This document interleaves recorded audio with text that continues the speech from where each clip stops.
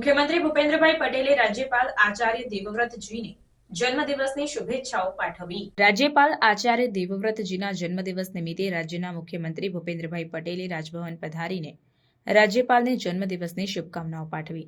રાજ્યપાલના જન્મદિવસ નિમિત્તે રાજભવન પરિવાર દ્વારા રાજભવનમાં રક્તદાન કેમ્પનું આયોજન કરવામાં આવ્યું। મુખ્યમંત્રી ભૂપેન્દ્રભાઈ પટેલે રાજ્યપાલ આચાર્ય દેવવ્રતજી સાથે રક્તદાન કેમ્પની પણ મુલાકાત લીધી હતી। સવારે 8 વાગ્યાથી રક્તદાન કેમ્પનો પ્રારંભ થયો। રાજ્યપાલ આચાર્ય દેવવ્રતજી પ્રત્યે સ્નેહ અને સન્માન ભાવ પ્રગટ કરતા માનવતાની સેવા માટે અનેક લોકો ઉત્સાહપૂર્વક રક્તદાન કરી રહ્યા છે। રાજ્યના આરોગ્ય મંત્રી ઋષિકેશભાઈ પટેલે પણ રાજભવન પધારીને રાજ્યપાલને જન્મદિવસની શુભેચ્છાઓ પાઠવી હતી। રાજ્યના મુખ્ય સચિવ રાજકુમાર પણ રાજભવન પધાર્યા અને તેમણે રાજ્યપાલને જન્મદિવસની શુભકામનાઓ પાઠવી હતી।